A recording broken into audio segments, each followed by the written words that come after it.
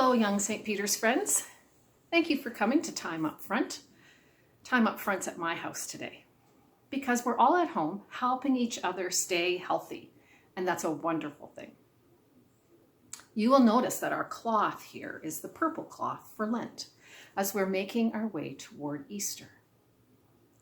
And here we have before us a figure that is part of our story for today.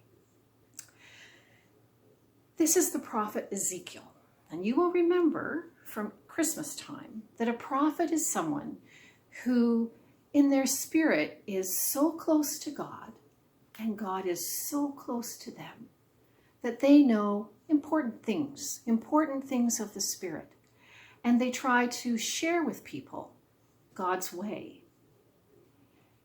Ezekiel lived a long time before Jesus. And Ezekiel lived at a time when there was war. The war came and the people had to leave their homes because they were defeated. And so Ezekiel and his people were taken away into a strange country. They didn't know what it was going to be like at all. They didn't know what the weather was going to be like. They didn't know what the customs were going to be like. And they were prisoners, so they would have to work for the people who lived there in that strange place. They were afraid, and they were sad, and they were lonely and very anxious. But Ezekiel went with them into this strange place, into this new place that they had to go. And one day, Ezekiel had a vision. Now, a vision is something like a dream, and in Ezekiel's time, it was a very special gift from God for a prophet. And in this special dream, Ezekiel saw something. It was like he was seeing a valley, which is a place in between two hills. And in this valley were dry bones, all kinds of just bones, knee bones and hip bones and arm bones and bones. And Ezekiel looked at these bones in his vision, and in his vision, God spoke to him and said, "Ezekiel, will these bones live again?" And Ezekiel was very smart. He said, "Oh God, you know, I don't. You're God." And God said, "Okay, Ezekiel, I want you to speak to these bones. Prophesy is what the words are. Speak to these bones and say to them that God will come and give them breath and give them flesh and skin and sinew, and there will be new life."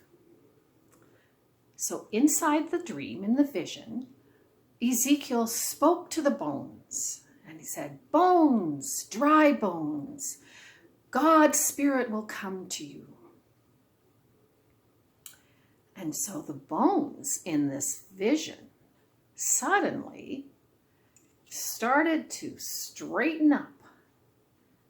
The hip bone was connected to the knee bone. There's a song about that. But the bones started to come together and began to look like people again. And then they weren't just bones. Then once again, they had flesh on them, and they started to look more like people again. And God said to Ezekiel, "Ezekiel, speak once again to these bones and tell the bones that my Spirit will come upon them. As a matter of fact, Ezekiel, speak to the four winds. Tell the four winds to come and bring breath," which also means spirit, "into these bodies." And so Ezekiel did. He called to the four winds, and the Spirit came. And the Spirit came in his vision And the people stood up again, waiting, waiting for what was going to come next. How else God would speak to them to live and be alive. And God said, I will put my spirit in you, and you shall live, and you shall know that you are my people. And when all this deadness is past, you will have a new life, and I will bring you home. I promise. So Ezekiel woke up from his vision, and the bones weren't there anymore, and the bodies weren't there anymore. And he knew it was a vision, a dream, but it had an important message. And the important message was that no matter where they were, God's Spirit was in them, and God would help them to find new life, even if they were living a different life, a strange life in a strange land. They would find ways to take care of themselves. They would find ways to take care of each other. And soon God would help them find their way back to their people, back to their regular life. And so the people listened to Ezekiel, and they began to help each other. They began to pray together. They began to live, even though everything was very strange. Right now, our lives are very strange. We have to stay home so that everybody stays healthy. And that can be fun for a while, but sometimes it can also make us feel lonely and anxious and maybe afraid or troubled. The important thing is to first talk to people about how you feel. You can talk to your parents or your grandparents on the phone maybe, or you can call me. It's important to ask for help. Ezekiel asked for God's help, and God came to him. There is another thing that we can do. I'm going to bring Ezekiel back. That's not Ezekiel. There's Ezekiel. Another thing we can do is a special thing called metta. It's a blessing that we give to ourselves and to other people and even the world at times like this. And the special blessing has 4 sentences in it. It's a blessing that we can say inside our heads in the quiet of our mind to ourselves, or we can say it out loud. And the sentences are said over and over till we don't need them anymore. 4 or 5 times, 6 or 7 times, whatever you like. Sometimes it helps to just sit in a quiet place. And sometimes it helps to put your hand on your chest and just feel your breath in and out, in and out.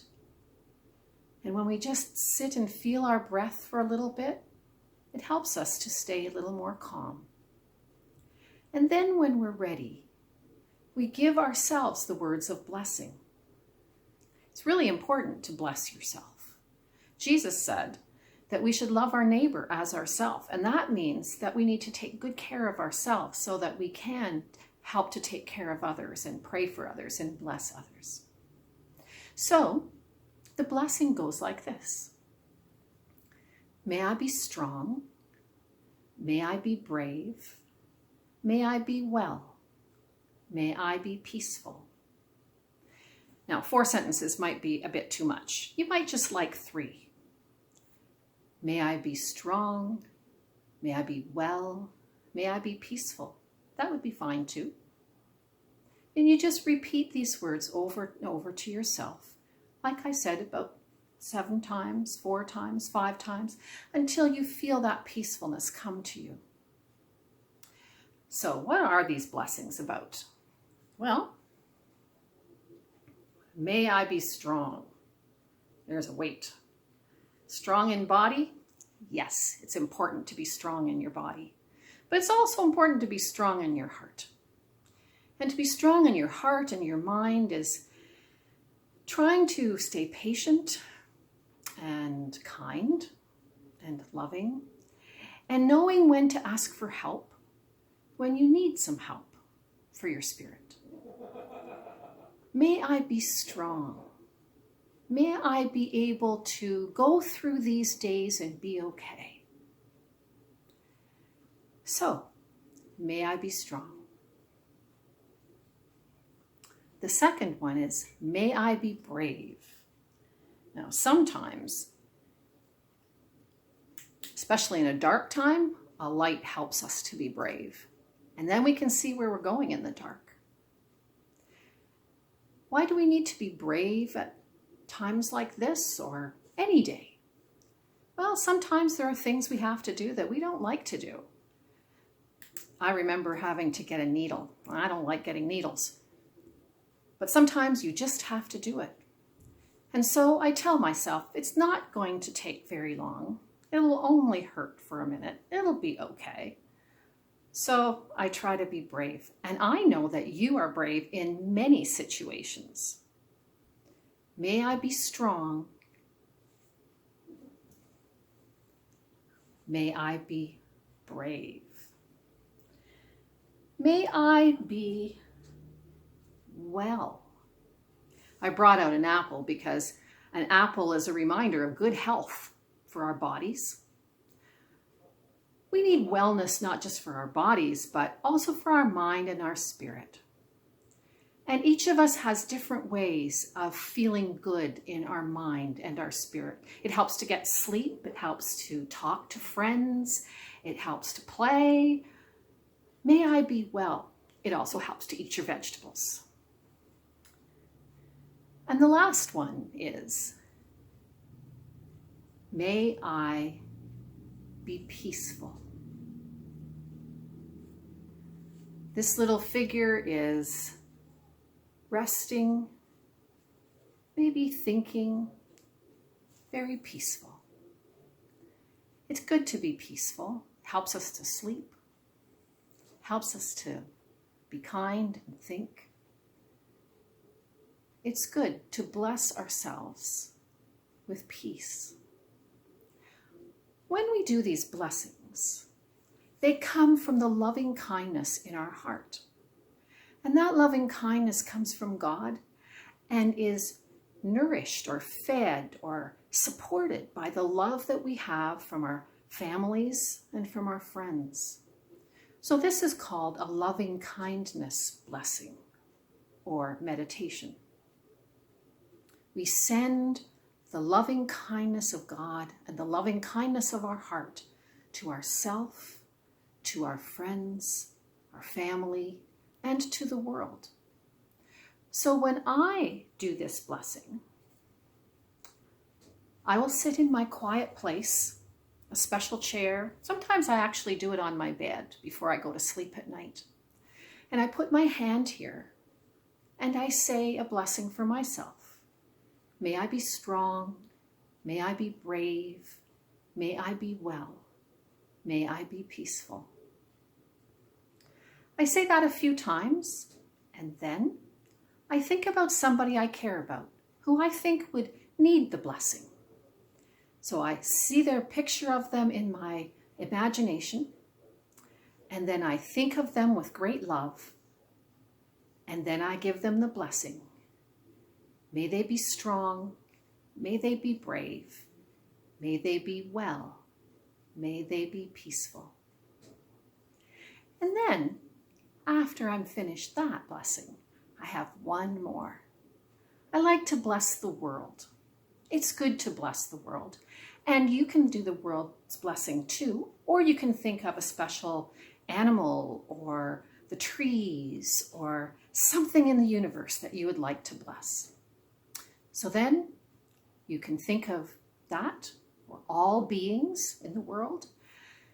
And once again, may they be strong. May they be brave. May they be well. May they be at peace.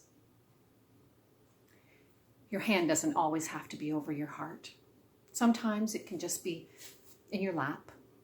Close your eyes and think of the blessing that you would like to give to yourself, to your loved ones, and to the world. In a time like this, when the world is strange, the same way Ezekiel's world was strange for him, it's really helpful to bless ourselves and our friends who we might be missing, and the world. It's an important thing that we can do because we have God's Spirit in us, and God's Spirit brings life, and we can share in doing that by offering these blessings. I hope you know that you are loved.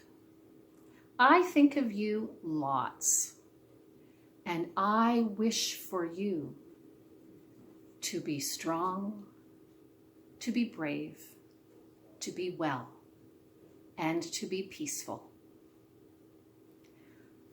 I hope that another time soon I will be able to talk to you over the computer. But for this week, we have this video that we can watch. Thank you for coming to Time Up Front. I'll see you again.